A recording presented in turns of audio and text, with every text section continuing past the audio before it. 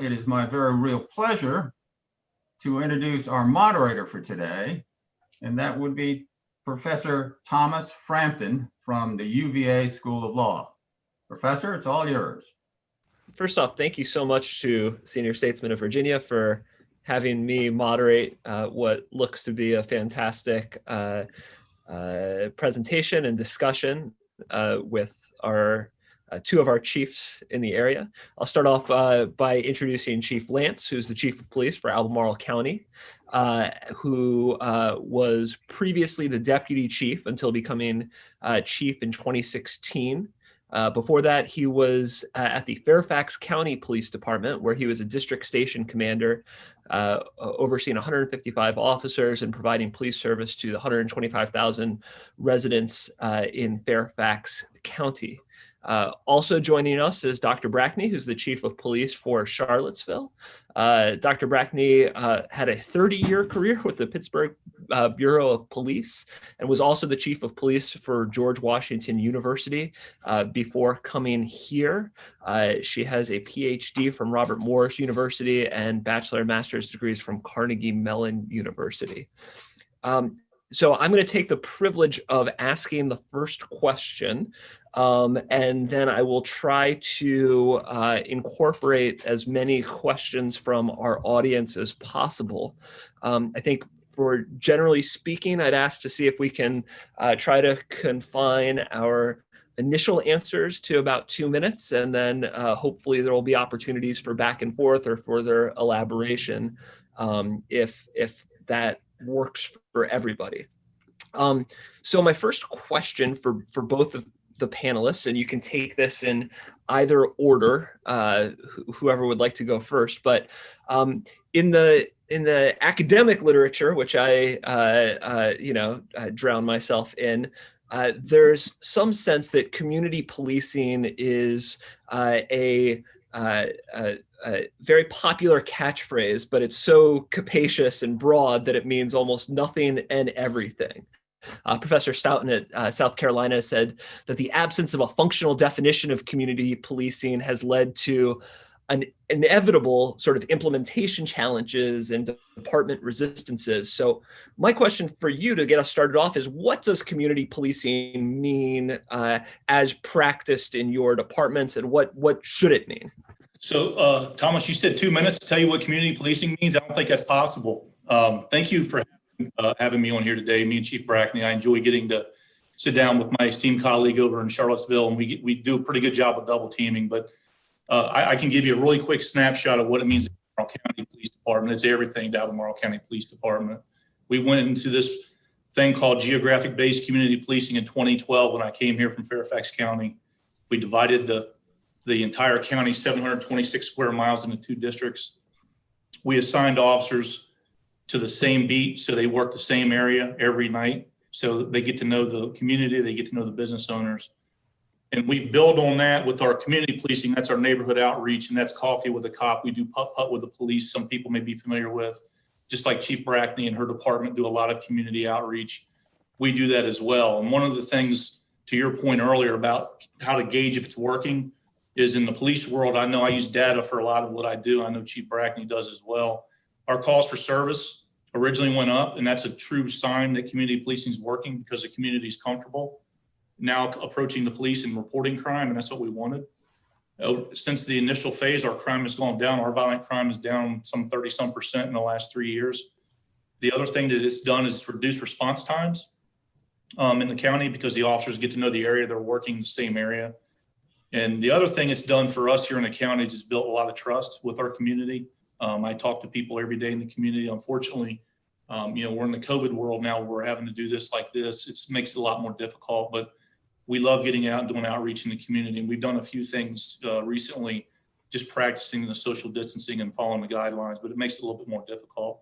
So that's a real quick snapshot. Thomas, I could talk for 2 hours on community policing alone, but I'll turn it over to my colleague. Thank you. Thank you for having us. Actually, these are really important topics, and I always appreciate the opportunity to engage with Chief Lance because this is a very regional approach to how we do policing in this community. So I take a very different stance on what does community policing look like. I actually pull away from it because of just the wide, broad range of the definitions and what that means. So here I've shifted it to talk about community policing are the things that we do. Our philosophy, though, we build those things on, those interactions, are relational policing. So building relationships so that we then can have the ability to implement the outreach efforts, the community policing efforts that Chief Lance so aptly described. So for me, I've been able to move away from the buzzwords so that we don't find ourselves sitting in a space that we can never get out of, right? As we debate what the language means and the definition means. Ultimately, community policing was built on a philosophy of building relationships in the community so that you could then identify the type of police services the community wanted, needed, and deserved, as well as the engagement processes that the community wants and needs and deserves.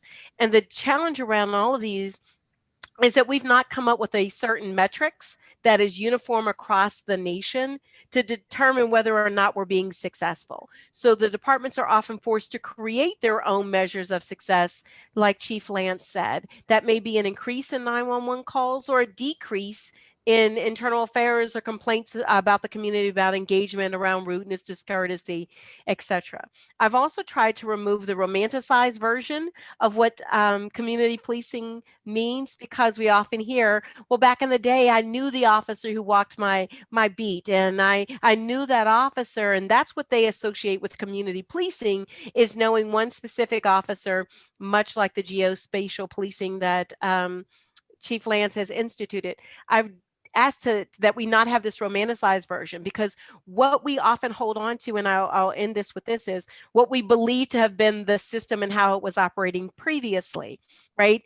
Everyone knew the officer on the corner because that neighborhood was also very stable as well, right? So there was a stability that was occurring on both sides. And in this very transient global community that we currently live in, and the way in which policing must occur, because you're doing larger areas with fewer resources, romanticizing that officer walking on the beat to think that that had some very real impact on crime often did not show statistically to have that kind of importance. It was the engagement and now the mobility that Chief Lance is talking about, where you can have a much broader impact. Great. So I appreciate that introduction. We've already started to get questions in through the Q&A feature. So if you are watching this and have questions, please post them through there and I will be able to see them. And we've already got a great one that I will add a slight friendly amendment to.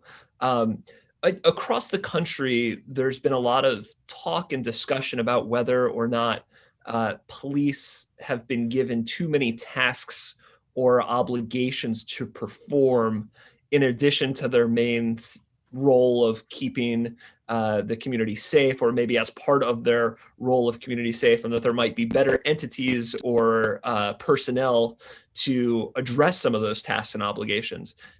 Have you encountered that? Do you think that's fair to say about your own departments? And the friendly amendment that I will add is, if that is true, how do we get from point A to point B? Should your budgets be cut to provide more resources for other agencies or other personnel? Or is that something that the police department can themselves handle and prioritize? And what are your thoughts about that critique? Chief, would you like to hit this one first? Sure, absolutely, because I'm hit every day with this as to what that looks like. So what's interesting in society is this. We identify a problem and then ask the same entities to find the solution to the problem, right? So you just even said it yourself, Professor, should the police do this, and then should their budgets be cut in order to fund the new thing, right? So I have to identify the problem and then create the solution, which puts it right back into the policing entity again to handle whatever those societal ills are.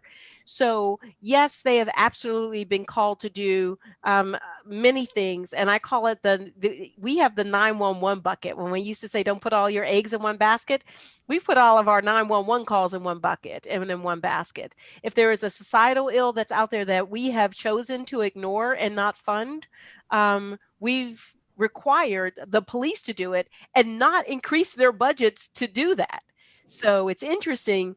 If you take away from my budget, it's not because I'm going to have less 911 calls that have to do with those persons who are experiencing emotional or mental crises, or a person who is experiencing being unsheltered or homeless or transient, or the poverty, or those truancy calls or loitering and all the other things that we've criminalized in society, or that there's going to be any less calls for addiction.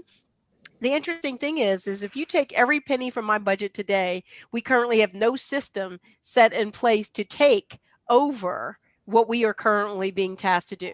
Not only just through our budgets, legislatively, we are mandated to be part of the process, which people don't also understand, around emergency detention or temporary detention orders or emergency custody orders. So take my budget today, you still have no system to do the what next. And there was a very interesting article out of Seattle that said just this.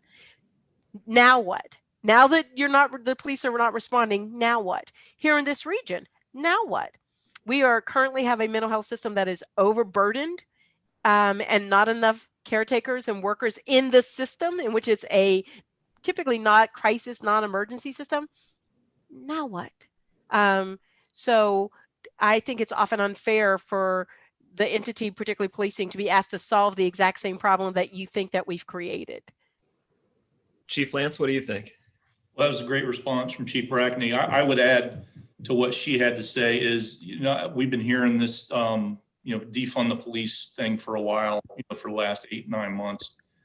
And, here in Albemarle County, I actually track the mental health calls for service each month that my officers go to, because that's a piece of time that they're spending on each call, for example. And we're averaging 70 a month just in Albemarle County. I don't know if Chief Brackney tracks those, but we do. And what we're finding is that officers are spending anywhere from 2 hours to 25 hours on those. We had one that was 25 hours. That's no joke. So what we've started to do here, and we're in the infant stage, and it's going to be mandated to us, like Chief Brackney said, there's several things that we're required to do by law. But one of the things that's coming down the pike in the next 2 years is we are going to have a team that's got a police officer, social services. We have to have a policy in place where they go out to some of these mental health calls for service as a team approach, and not just the officer being primary. So I met with my command staff literally 3 months ago, and we're going to try to get ahead of the curve. We're already working on that process. We've invited Region 10 to the table, the Commonwealth Attorney to the table. So we're already in those discussions, because I can tell you, if there was a way for us to be able to handle those type of calls and not involve a police officer, I'm all for it, just like Chief Brackney would be. And then they could go do other law enforcement functions. But to take money away from my budget, which right now is hemorrhaging over the last 2 years because of the economy and COVID, wouldn't be a way to improve the current process, because you're going to have to use what you have in place. And it's like Chief Brackney said, if this goes away and we're not doing this anymore, then something else is going to pop up that we're going to be required to handle on a regular basis. So those are the things that I have my eye on, particularly when it comes to that. And one of the other things we've learned from COVID is we don't have to respond to every single call for service. We can handle them over the phone. We knew that, but customer service wise, you call us, we're coming out. When in doubt, we'll call you out. We've been able to handle a lot of things over the phone. So that's also helped streamline resources, reduce fuel costs for us driving cruisers all over our giant county. So those are some of the things that we look at here, and we're actually keeping a close eye on, that we can post-pandemic, hopefully we'll find that day, that we're able to continue to do the way we're doing things now. That's really interesting about the COVID part. Can I ask you, Chief Lance, just to follow up briefly, you got a couple more examples of one place where maybe in a previous day you would have sent the car out to the residents, but in these times you haven't? Chief, you want to go next? Yeah, I'll help him out, just because I saw him taking a drink. And is my mic better now? I don't know, there were some issues with my mic. So not only just we'll take the calls over the phone, we've expanded our online reporting, your ability to file a police report online. The whole concept is, and this actually is pre-COVID, the less interactions you have with a police officer, the less likely to have a negative outcome. wherever that outcome or that interaction is. So you can imagine, even just pre-pandemic or COVID, people were already agitated if there was an accident they were involved in, or there was some property that was stolen. And then you introduce an officer into that who they don't believe are getting the type of service that they think they should be getting, right? Because they're already agitated, they're upset, emotionally, they're already on a high. We're introducing officers into situations that have actually oftentimes nothing to do with them. And pre-COVID, we weren't using those systems as often, telephone reporting units or online reporting, because the type of customer service the community has often demanded is, I want to see an officer in person. And when you get those kinds of demands, you get that type of service. Partly what we need to do is re-socialize the community, change the community's culture and expectations of what does policing look like, and how do we renegotiate that social contract to get us to the place where policing is performed in a way that it's more high priority, high level public safety than it is with oftentimes social ills or, quality of life calls that really we don't have the ability to impact. And Thomas, I would just add to that, we've been doing the telephone reporting for some time. We've been doing online reporting for some time, but we've really learned that how valuable it is. When you have to send an officer out in the middle of what we're in now with COVID, if they have to go to the scene of something, they have to have their protective gear on. We have our dispatch center screening the people that call in and ask to see an officer. So there's a screening process. The officer's being dispatched to the scene. And 99.9% of the time we're asking them to meet us outside, which we always used to go inside and, engage. So we've learned over this last 9 months that we can do business that way. We actually did a survey recently where our community that took the survey was satisfied with how we've been operating during COVID. One of the other things we've done, I know Chief Brackney had it happen down there, is access to our buildings still, for the most part, closed to the public. However, if you call ahead and set up an appointment, we're able to get people in. We used to get a lot of walk-in complaints pre-COVID, where they would show up in the lobby and make a lot of complaints that way. And now a lot of things are being done by the phone. And unfortunately, I typically have 6 to 8 officers on light duty at a time. And those are the ones that are assigned to taking those calls for service over the telephone. Great. So I've got a question. I've got a few questions, one of which is about sort of what you'd like to see from organizations like SSV, and I can save that towards the end, I think, of our conversation. But I have a question about, well, I don't want to misinterpret the question, but the questioner asks, Fifth Amendment guards offers a safeguard against government seizure of life, liberty, and property without due process. Yet some of these agents same agents who we pay to protect us take our property illegally, and those properties are seldom returned to the owner. Policing for profit leaves the citizens with little recourse. Has this practice become inherently part of policing? So I'd like to break this down into 2 different parts. So one of them, I'm new to Charlottesville area from New Orleans, but the process of cell phones or wallets or other items that might have been taken during an investigation often go missing here. I have no firsthand experience with Charlottesville or Albemarle, but I want to ask, is that a problem that you've encountered? And if so, how is it being addressed? The second one is a slightly different one, which is related to a process called civil forfeiture, where it's not sort of disappearing into an officer's pocket. It's actually through a legal process. Police departments are allowed to seize property that was connected to criminal wrongdoing. And there have been a lot of critiques of that. The police have become too dependent in their own budgets or other practices on those sorts of civil forfeitures, which creates all sorts of perverse incentives. So the second part that I'm adding to this question is civil forfeiture a practice or a common feature of policing in your departments? And if so, how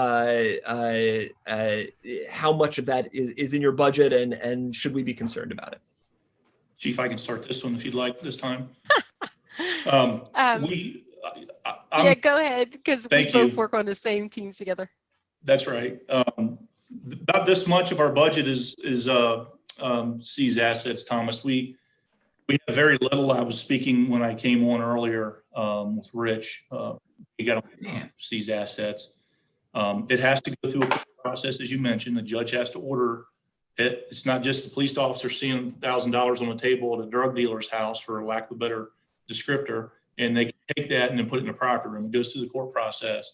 The funds are very minimal here for Albemarle County, but that is a legal process that we go to. I have seen what you're referring to nationally.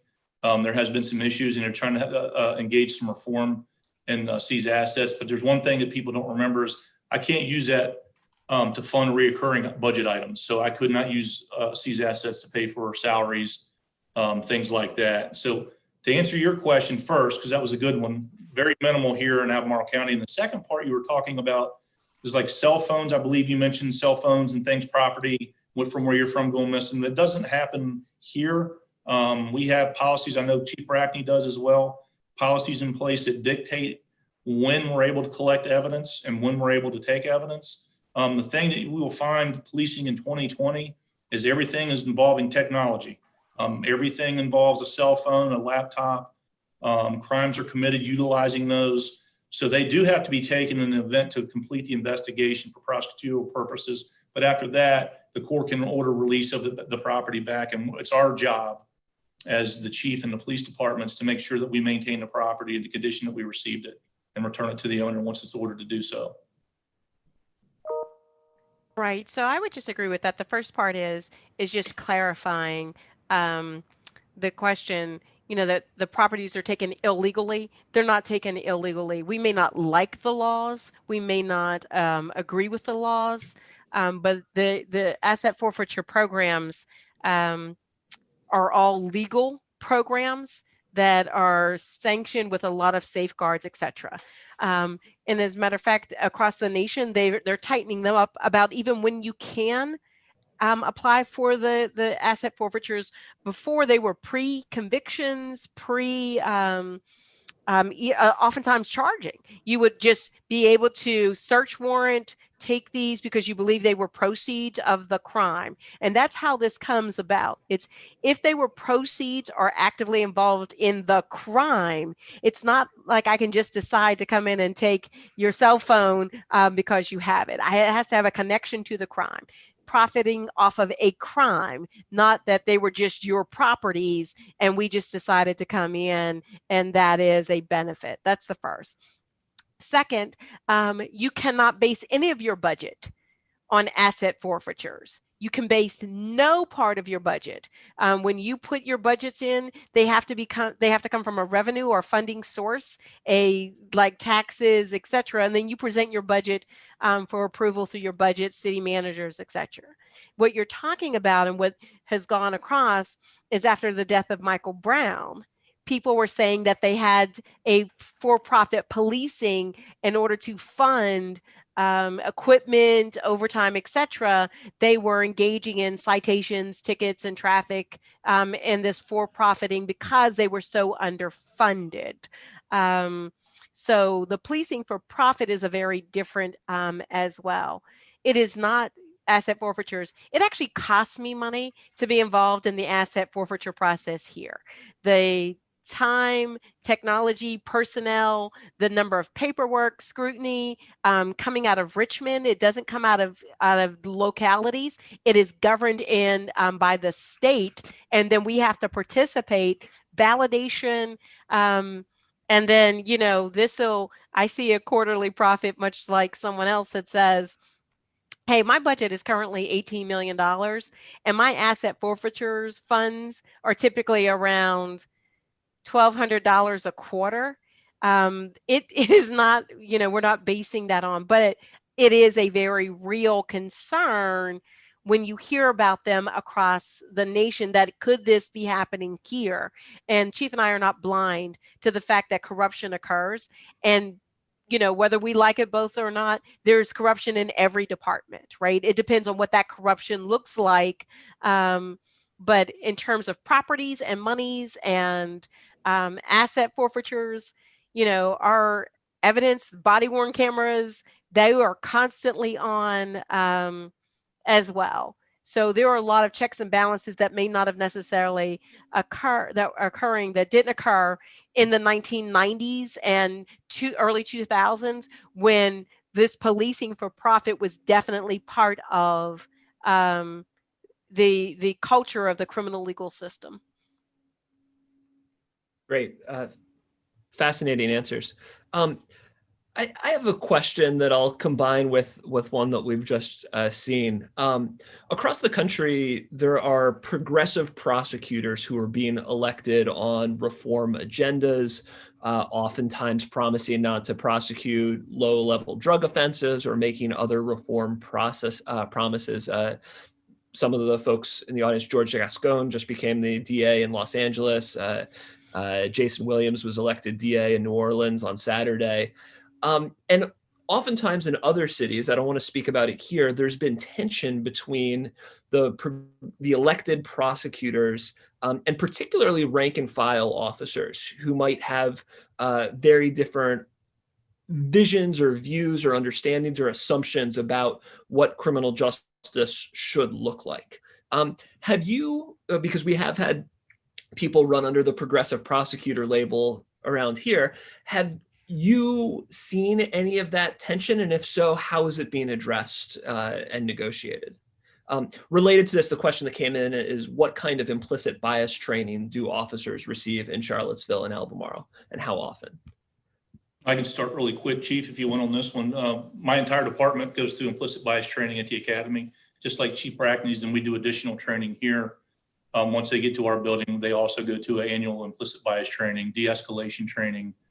You name it, they go through it. As far as the prosecutors concerned, our prosecutor's been in place almost a year. January will be 1 year. And he and I meet frequently. Matter of fact, I had him on my Citizen Advisory Council meeting yesterday. And some of the things he was talking about was that first offense, nonviolent crime diversion.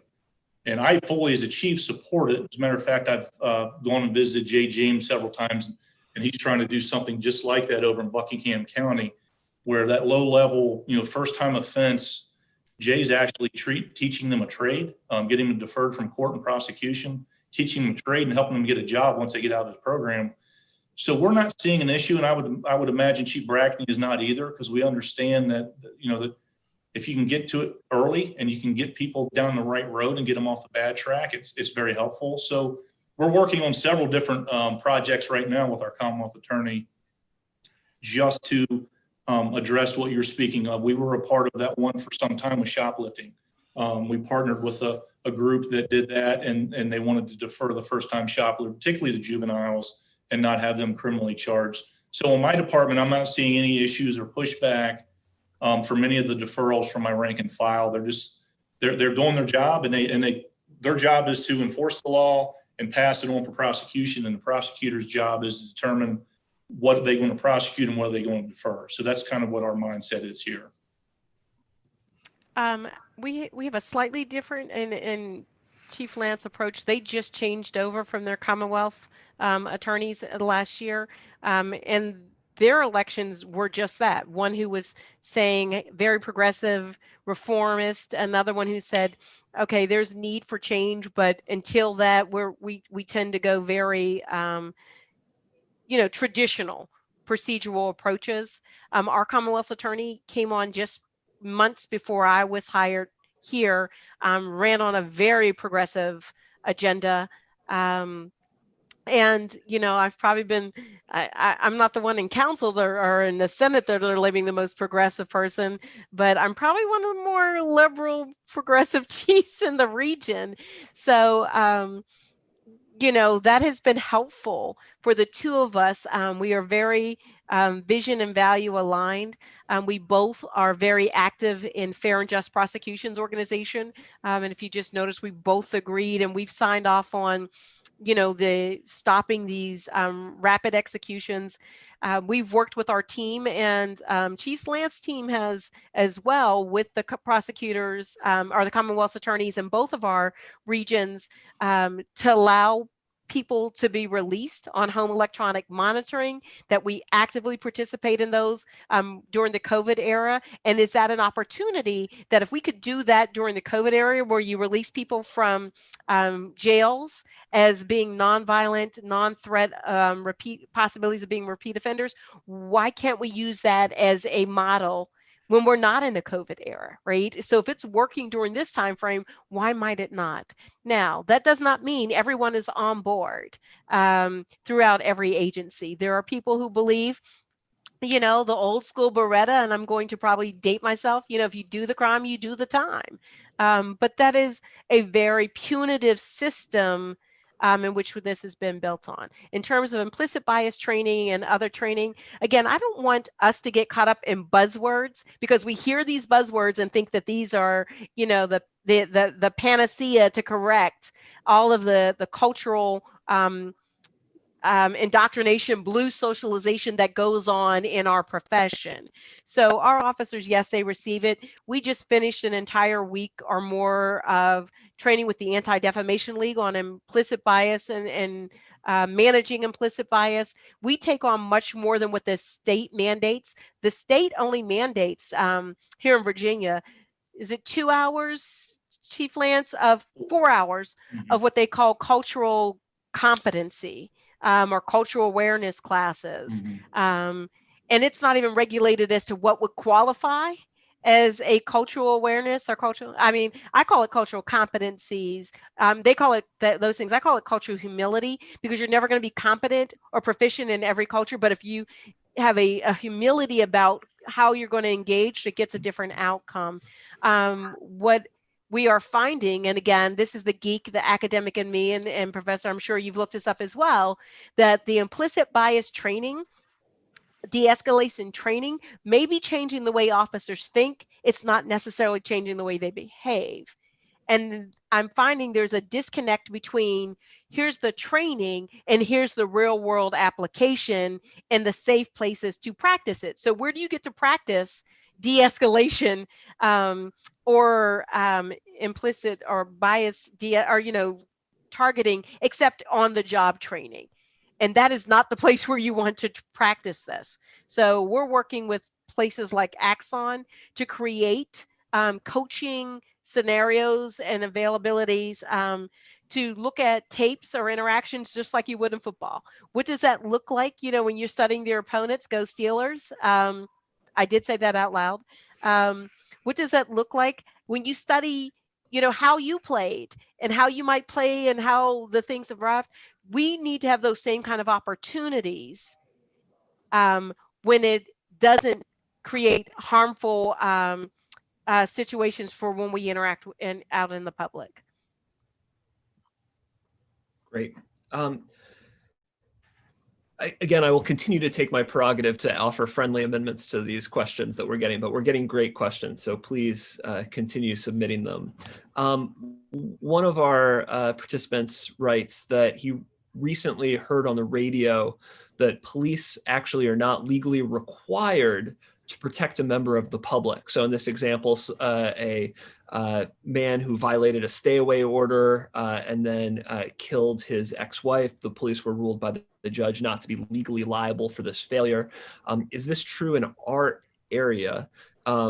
This is something I teach, so I guess I can just offer it very quickly, is that under the Constitution, there's no affirmative right to be protected by the police. So in this situation, a lawsuit against the police would almost always fail. So that's the short answer, but let me ask for a slightly longer answer, and specifically around this theme of community policing.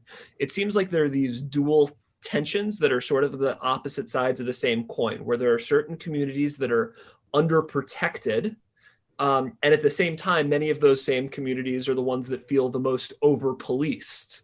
And maybe that's unfair, but is that an accurate statement? And are we just doomed to be in this paradox, or is it possible to give more protection to the underprotected while at the same time not over-policing those that already feel over-policed?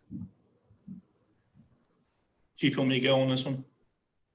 So I can just tell you I'm speaking Albemarle County. I'm not familiar with the case you were talking about or nationally, people always ask me nationally, we're seeing a trend in this. Well, I worry about Albemarle County because that's what I was appointed to the chief to worry about is my county and my citizens here and my police officers. So I'll speak to my county. I want everybody in this county, and I know Chief Brackney is the same way, regardless of where you live, who you are, your economic background, you receive the exact same quality service that anybody else would in this county. That's how we operate here.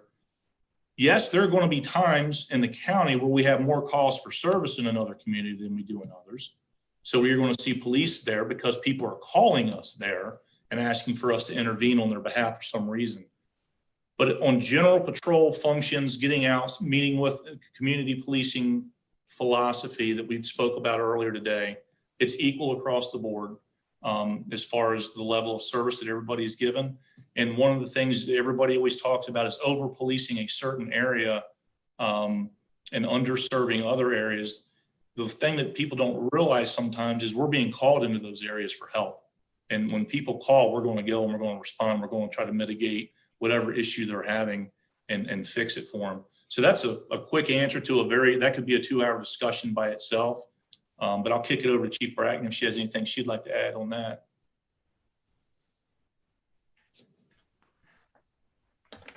Okay, I'm trying to unmute.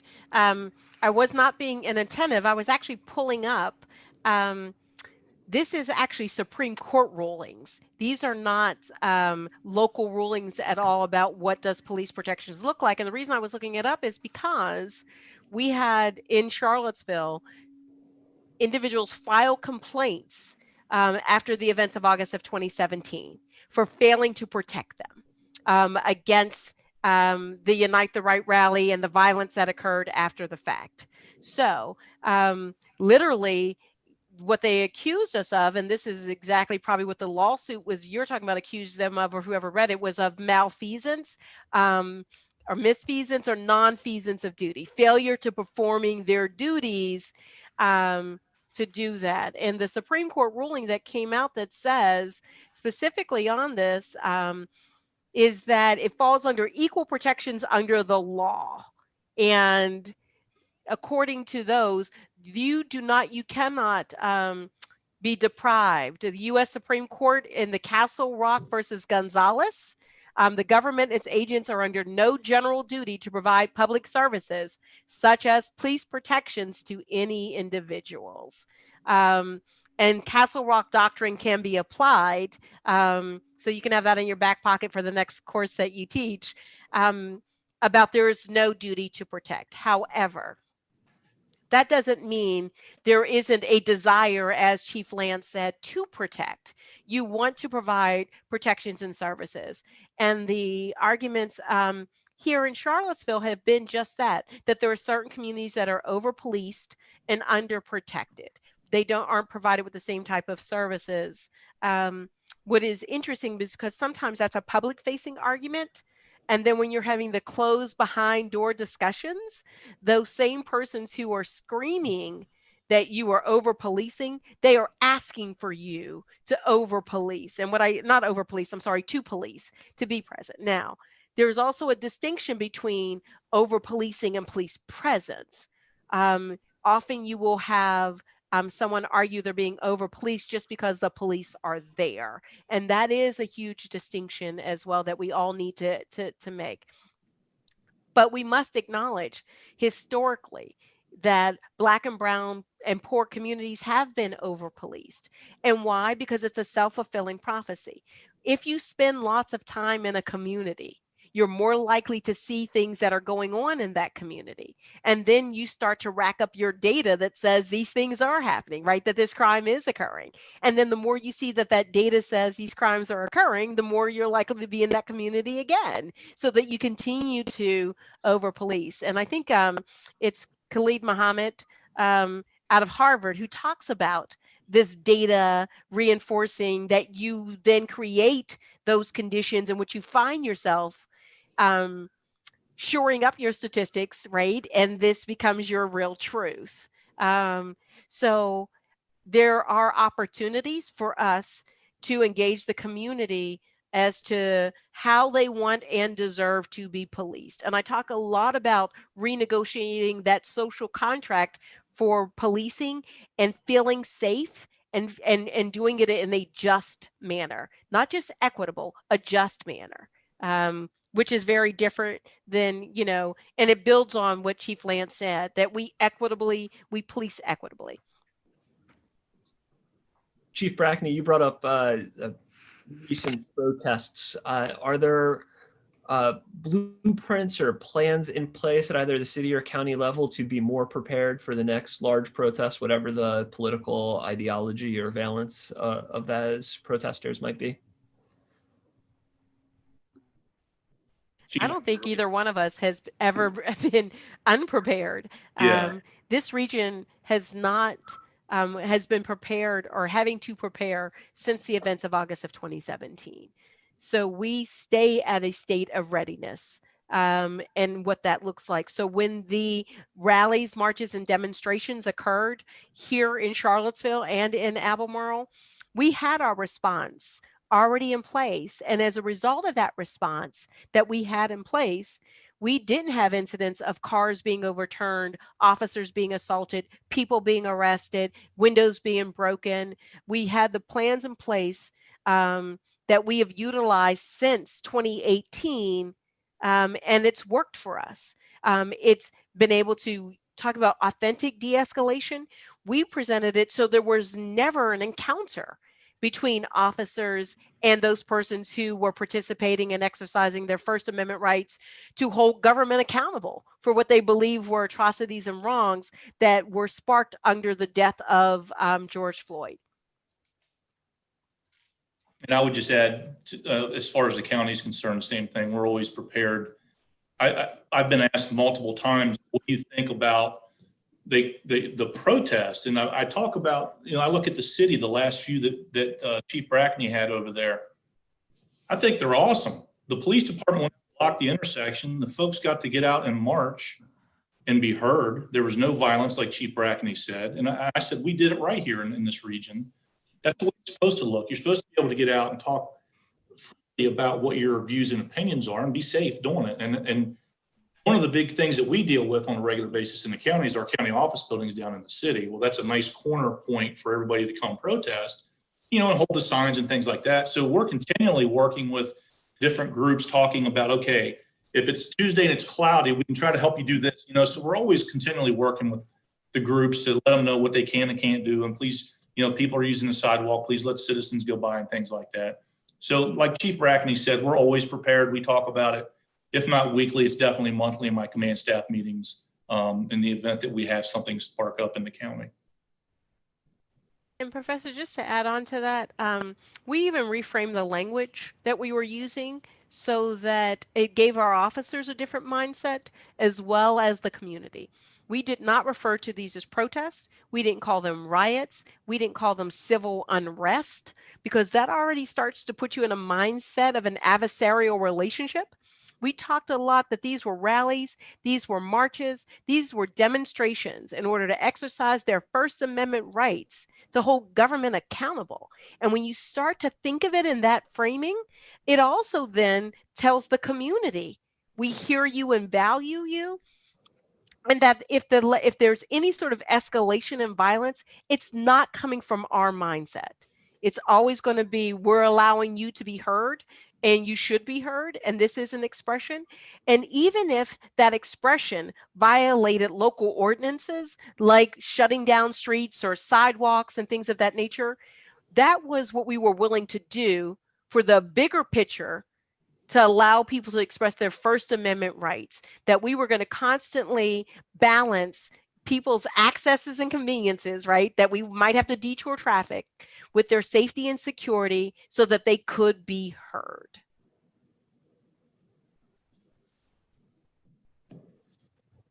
Great. Thank you for those very detailed answers. We've got a couple questions now, so I will wrap them together. What can those who are listening on this call or participating as interested and engaged citizens do to support your community policing efforts? If you had a wish list or homework assignments to give folks who are listening, what would that look like? Well, I'll shoot from the hip on this one really quick. We do a Citizens Police Academy every year, so please, if you're interested, reach out to me. That way you get to know what we do a little bit better. We're also going to have a teen police academy where we can have once COVID's over. Secondly, we have a foundation. I have so many boards. If you're interested, you could come serve on. And the last thing I would say quickly is tell your neighbors about the police departments, that you get to listen directly to both chiefs today, which is not often. Chief Brackney and I, our schedules are made out, what would you say, Chief, 3 to 4 or 5 months in advance, that she and I are able to get together like this. And I think it's wonderful.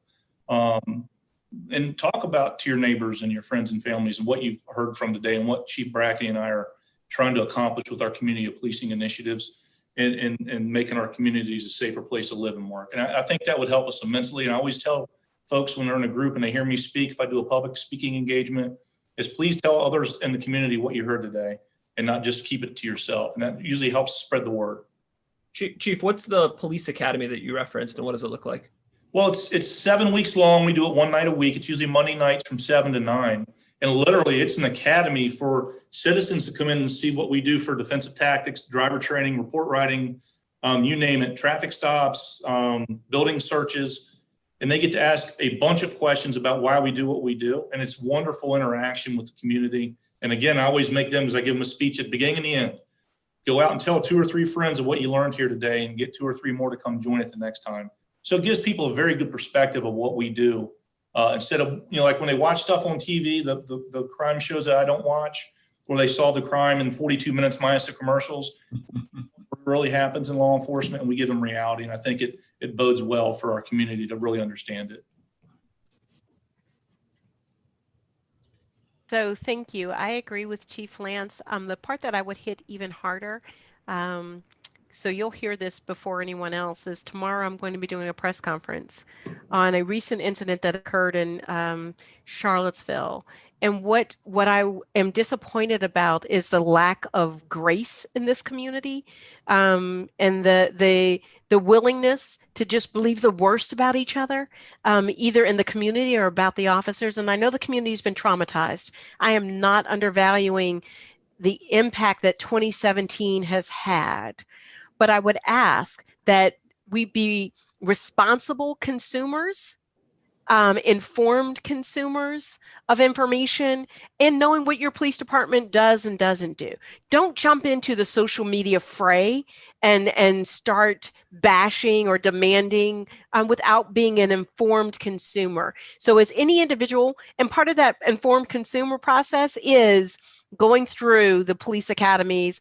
Chief Lance, they put on once a year. Charlottesville normally would put those on twice a year, but we're revamping ours as well to change it from a Citizens Police Academy, to more of a community police academy, in which we would also bring in community persons to speak about how policing has impacted them, so that there's an education that's a 360 approach to all of this, and not just, hey, yes, you're being welcomed into our world, but here's the impact of when our worlds come together and how we might do this better, right? So there's those lived experiences and then shared experiences, but it also then gives the community an opportunity to talk directly to officers without the accusation venting, because we're all in a safe space together where we're trying to learn from each other.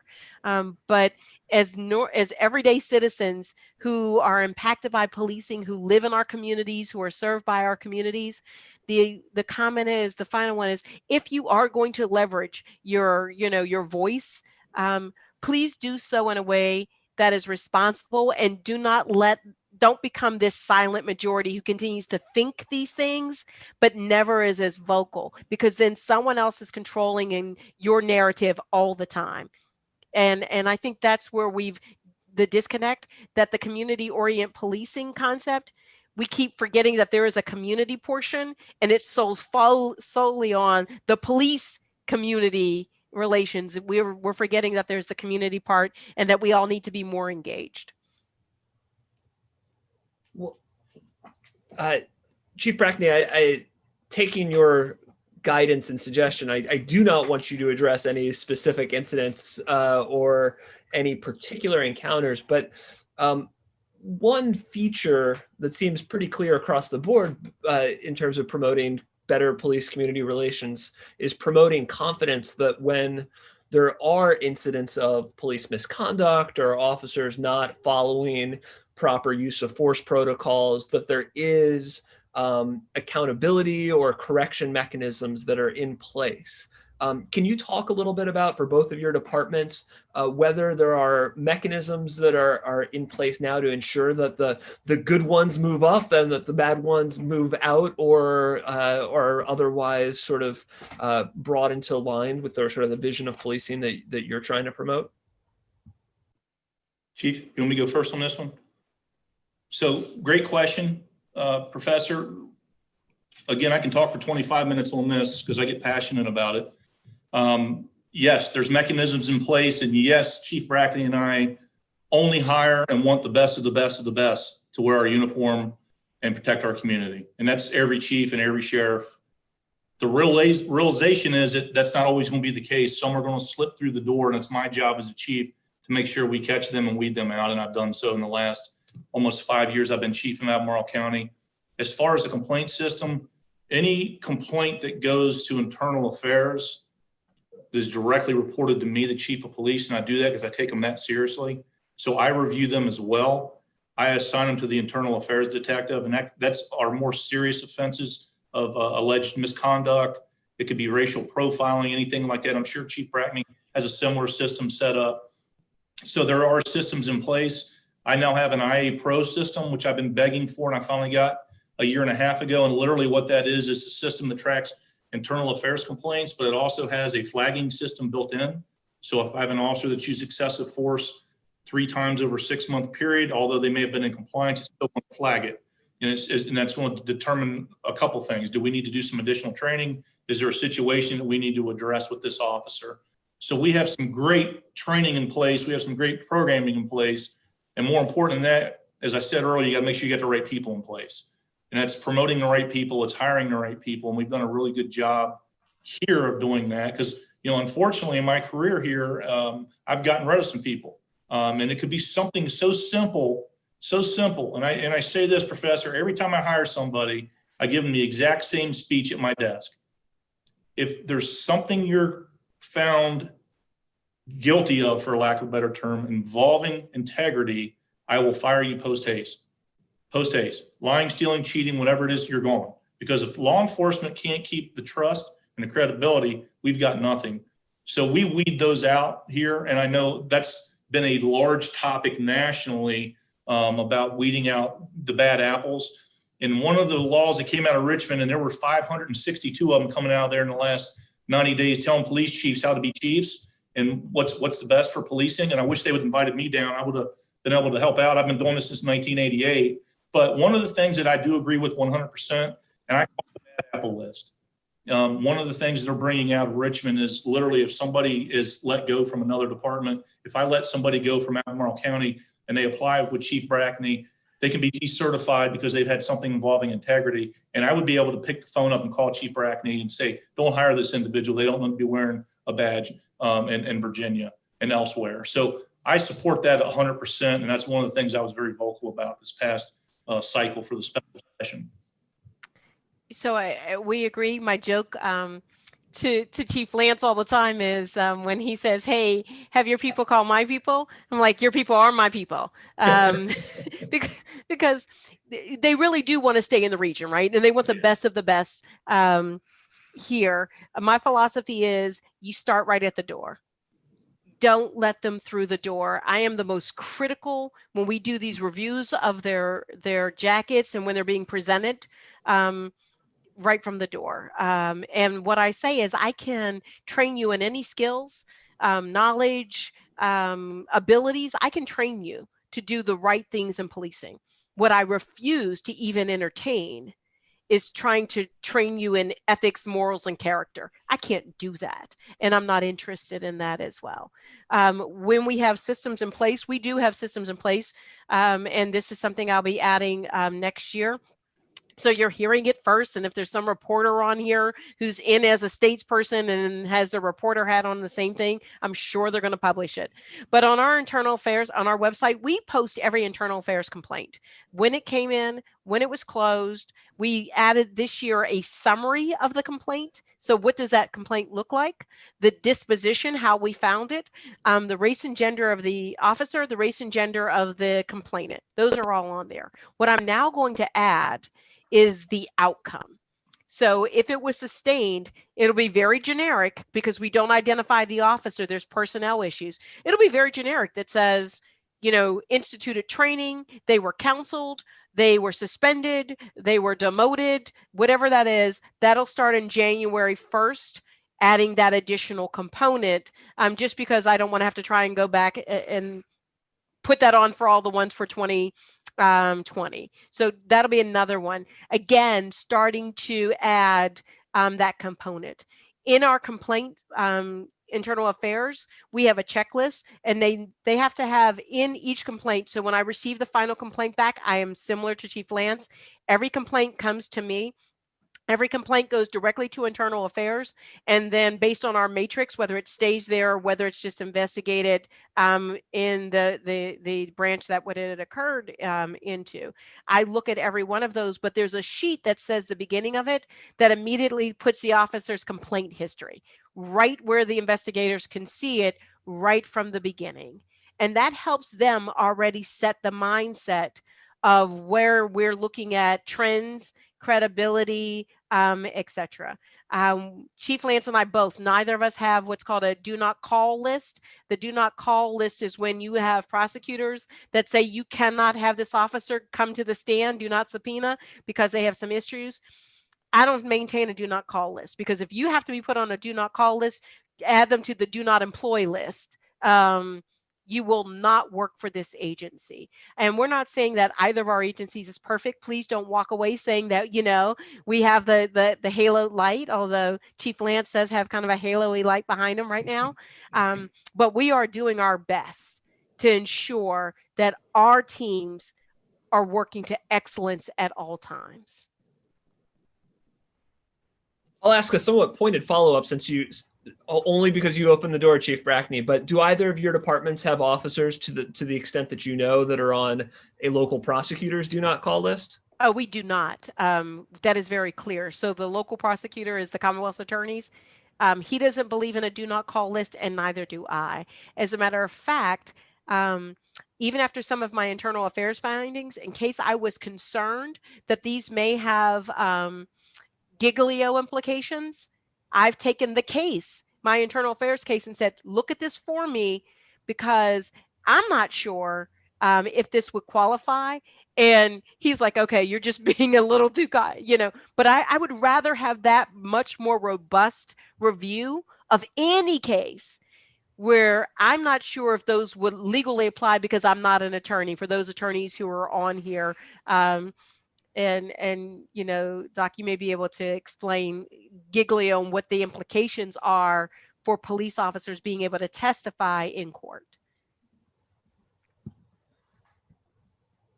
So I'll just very briefly, for those on the call, there is a Supreme Court rule that says basically evidence that's in the possession of the state that reflects adversely on the credibility of a witness ought to be turned over to the other side, that the Constitution requires that. So in many of these cases involving police discipline, there's questions as to whether or not it might adversely affect the officer's credibility, which is what the chiefs are referencing here.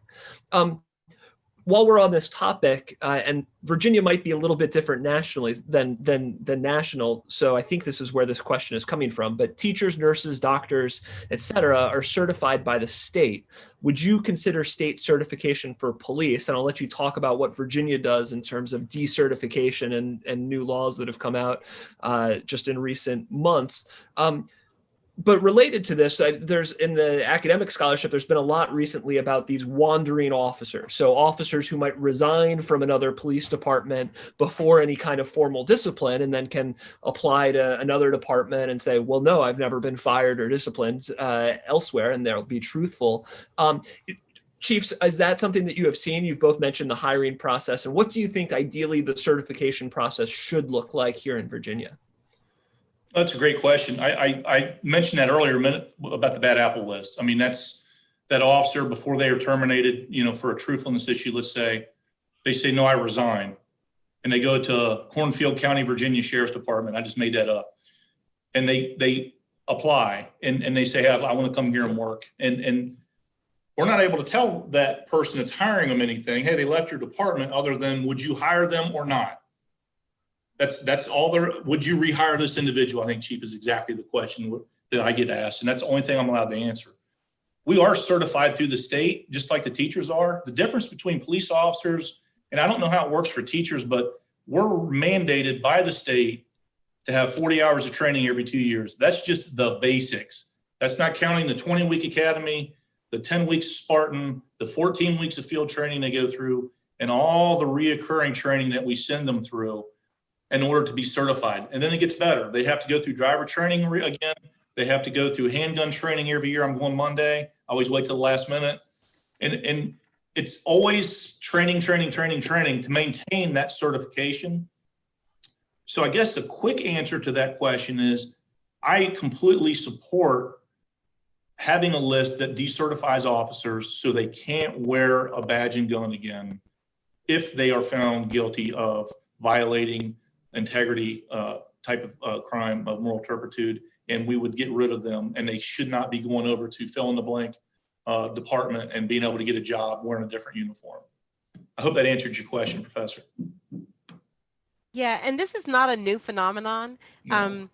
Back in much like Chief Lance, I started in 1984. I violated child labor laws when they hired me at 3. So in my 37 years, but in the late 80s, early 90s, we called it cop scotching, like hopscotch, cop scotching, that you would jump from department to department to department to department to either avoid penalties, discipline, terminations, etc. Every state certifies their officers. So state certification is not new. I came from Pennsylvania. There is a post commission that certifies you as an officer. In Washington, D.C., when I was the chief there is a commission that certifies you as an officer in order to be able to operate. Virginia is no exception.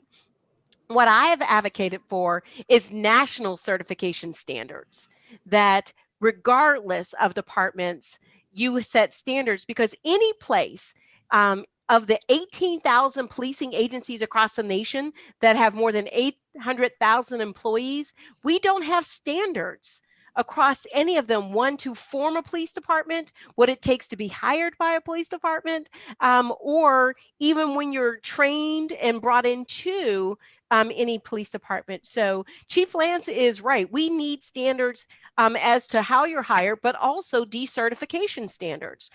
In Virginia, decertification can only occur after you've often been convicted of a crime. It doesn't occur prior to, if you decide to resign or to leave the department. I've sent decertification requests in for 2 of my officers who don't meet the standards and have asked DCJS for waivers. Give me an exception to decertify these officers so that they can't go somewhere else. And I've had to beg them for the exception, versus in reverse, this should be easy. If a chief comes to you and say, I want this person decertified, that's a win. So I think we would both we're comfortable with stricter standards. We're both comfortable with national or state standards. I don't want to speak in terms of national, but you could see if you have these agencies like the International Association of Chiefs of Police who set national standards as to best practices, why wouldn't we all want to adhere to those? I am not entirely sure what this question is. Perhaps you will know better, but should we respond to phone police solicitations? Are there times where your departments are gone? All right, I'm going to stop asking the question because you're both so vocally shaking your heads. But you want to maybe answer that in 15 seconds as opposed to 2 minutes? Sure. Contact your local police foundation. So Albemarle has a Charlottesville Police Foundation. Charlottesville has a Charlottesville Police Foundation. You make the effort, contact them first. Do not respond to any over-the-phone solicitations. And I would just add, we had one 2 weeks ago where a citizen called me. Somebody was calling for the State Police Association requesting money, and I contacted the state police. They do not do any telephone. They did years ago, but they don't do it anymore. So that's always going to be a bogus call. So contact us if you get those. Great. And don't give anybody money who's called you first. Give no one money. I don't care if they say your grandchild is in jail and they need $5,000 and Walmart cards for you to get them out. Do not transfer, do not give anybody money over the phone in which you did not initiate that call. You get free advice from us at the exact same time. Fantastic. Well, I don't think that I've missed any questions in the queue, so I'll stick one more sort of round of back and forth for you on this question of sort of officer accountability. You've both talked about internal mechanisms. What external mechanisms should there be? And I know there's been a lot of tension and back and forth about a civil review board in Charlottesville.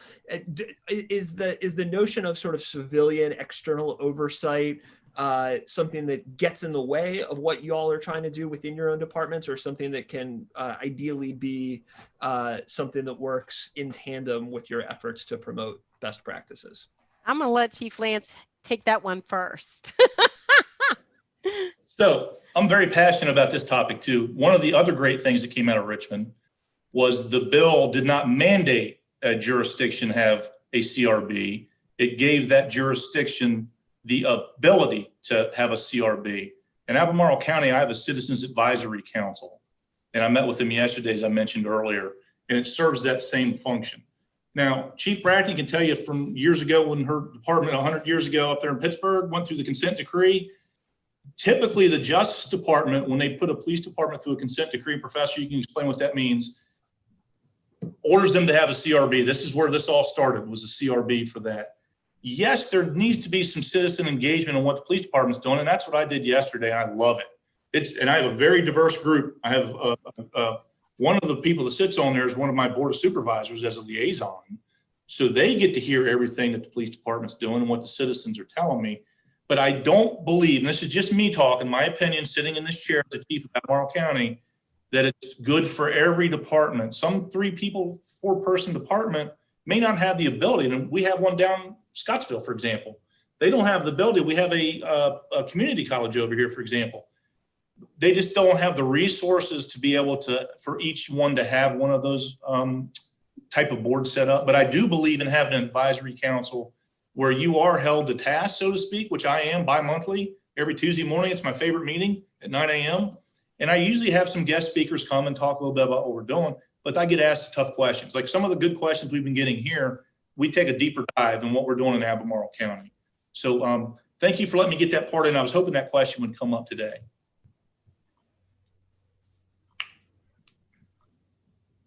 So for me, so Pittsburgh was one of the first under the Uniform Crime Bill of 1994, which everyone just only remembers that it was 3 strikes. That's all you ever hear about, right? Super predators. But what was in that crime bill was the first time the Department of Justice was given the power and the authority to investigate police departments for patterns and practices of abuse, whatever that might be, right? And in Pittsburgh, we entered in a consent decree based on patterns and practices of what someone would now call stop and frisk, that they were being stopped without any reasonable suspicion to stop someone, or they were being stopped, and then nothing else, and it was young African-American men that were being stopped. So we entered into a consent decree.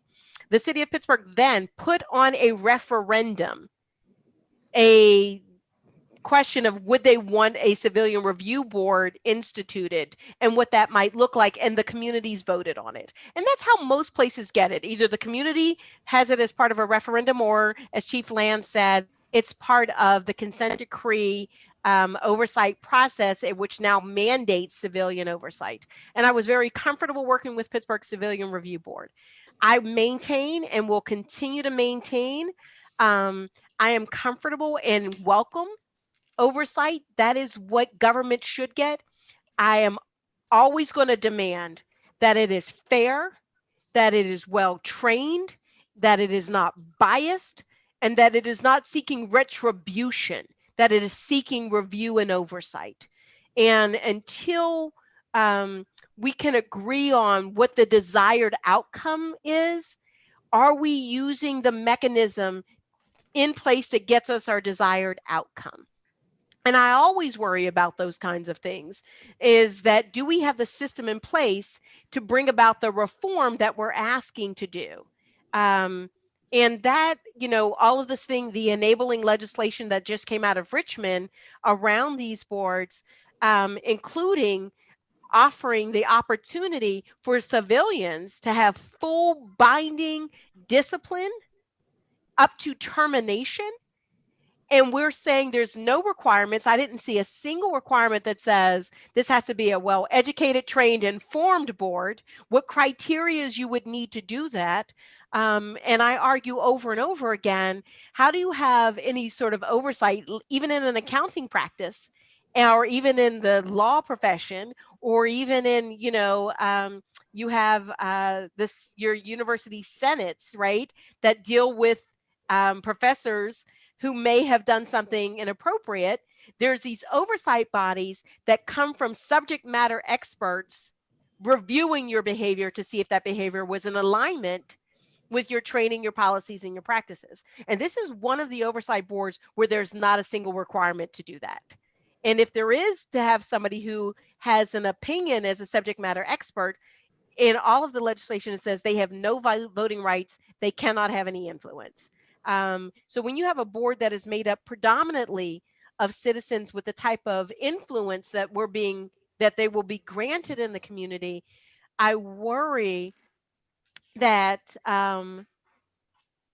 those real persons, those persons like a doctor, where someone said in there, hey, teachers or doctors all read certifications. Teachers go before a teaching board that says you did not do these things appropriate based on complaints. And this is an area where we don't see that same kind of demand for levels of expertise to understand the profession. And it's often based on, someone's lived experience of what their exposures were, to believe a person could have done those things. And it often isn't based in the expertise that I would want. I would say you would have more subject matter experts as part of these panels to help navigate a very difficult system of review. Great, thank you for those answers. I will ask, I see we've got one more and we're already sort of over the flyer time. So what I'd like to do is ask the question, and then I'll tack on my bit that also maybe will lead to final words from you. So the question is, have there been any crimes that have picked up now since COVID is a concern? Questioner asks about specifically like sort of real estate scams taking advantage of people with COVID. I know I've read some stuff about domestic violence being more prevalent, everyone locked up in tight spaces with one another. And then I guess I'll just tack on slightly, up until we have a vaccine and life goes back to normal, what do you see as the biggest challenges facing your department during COVID times, particularly as we think about this theme of community policing and the relationship between the department and the people you are protecting and serving? Let me go, Chief. So Chief Brackney got to get some breaking news, so I'm going to get some breaking news. You saw the news yesterday, and they covered it very well, and I hate the term, but it's what it is, porch pirates. It is the season, and it was all over in the news yesterday. Albemarle County got hit very hard with somebody or some folks stealing a lot of packages off porches. Well, as I was sitting in here, I just had a press release go out that we made an arrest, and we've got a full attention to every one of those cases. So please, if I can say one thing, Professor, is be very careful about having packages delivered, because we got one off the street that committed anywhere from 10 to 15, even more out on the west side where I live. They came all the way in town and hit some. That's one of the things that's picking up. Domestic violence is picking up. And unfortunately, Albemarle County, our homicide rate's the highest it's ever been since I've been chief. And the last 4 homicides I've had has all been domestic related homicides, unfortunately. 3 of those we've made an arrest, and 1 of them had to close exceptionally because 1 was a murder-suicide. And my fear is, and I tell everybody this, and I'm not afraid to say it, my fear is the longer we stay in COVID mode where people can't go out and live their life, my fear is those things can happen. Unemployment could happen. It could drive people to do more things they normally wouldn't do. So we're keeping our eye on that. But one of the things I preached in a meeting yesterday was the outstanding resources we have here in the region, the mental health resources that we have, that people can pick a phone up and they can call and ask for help, you know, saying they're having a bad day. So I really take a lot of time to preach on that. So those are just, that's a gloss over of those things. But honestly, I just had a CommStat yesterday. Overall, my violent crime is down. I mentioned it earlier. My violent crime is what we capture is part 1 crimes is murder, forcible rape, robbery, and aggravated assault. Everything in the county's been down. Matter of fact, it's at a 3-year low. We've made the fewest arrests we've made in the last 5 years since COVID. We're making the fewer traffic stops because we're being extra careful to make sure that we're only stopping people that for those egregious violations. And we've come out of that a little bit more where the courts were able to open back up. So those are some of the things I'm seeing, but I'm keeping my eye on those patterns of potential domestic violence. You also, when you get a shut-in, Professor, as you know, alcohol abuse, substance abuse, and I will leave you with this thought. I learned yesterday and I don't know if Chief Brackney's experiencing this, but our suicide rate has doubled this year since COVID as compared to 2018 suicide rate is doubled. So I'm a little concerned with that as well. So those are the things that we're keeping our eye on in Albemarle County. It was a great question. Absolutely. We're experiencing the same things. We had 3 homicides in November. We had none prior to that. Lots of violence. Domestic violence calls are increasing. Our mental health calls are increasing. Chief Lance started talking about, you know, they average about 70 a month. We did a search of one of our heavier consumers had dialed 911 for mental health intervention well over 90 times within the first 5 months, one person. So that's going to increase. I'm concerned about not only decreases in unreported domestic violence, because there is some unreported abuse, elderly abuse, child abuse, where you would have these mandated reporters who would interact with children or elderly in social services on a daily basis because they're not now interacting in person.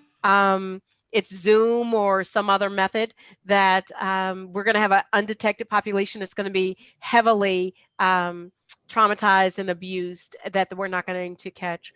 Again, I agree. People will create their own economies. If they feel as though they cannot have access to traditional economies and jobs and employment, they will create underground economies, whether that's through drugs, prostitution, retail thefts and reselling those products again. People are desperate for food. What does that look like? And healthcare.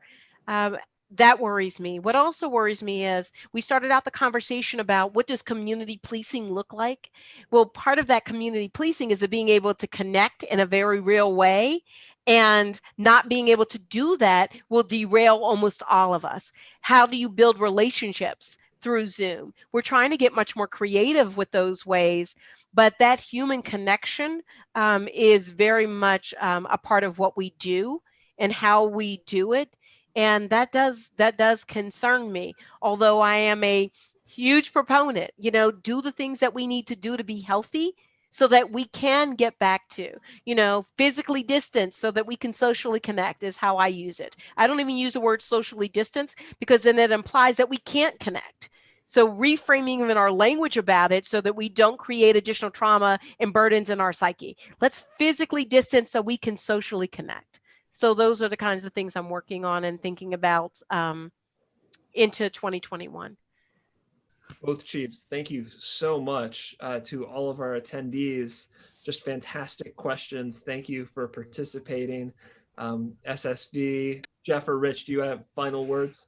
Yes, this has been an outstanding discussion, and I suspect we are well over our time, but we could probably go on for a long time to come. I was particularly struck by Chief Brackney's reference to grace. That's going to stay with me for a long time. I want to thank all of you, Professor Frampton, for doing an outstanding moderating job. The both chiefs, I certainly appreciate that you lead a busy schedule, and we appreciate that you took the time to come with us today. I want to remind our audience that we have a kind of a follow-up or a companion program coming up on January 13th. The topic of which is criminal justice reform, and we will have both of the local Commonwealth attorneys at that time. We hope you will Zoom in, and we hope that you will consider becoming a member of SSV for the bargain figure of only $20 a year. We wish for all of you a safe and merry holiday. Thank you and have a great day.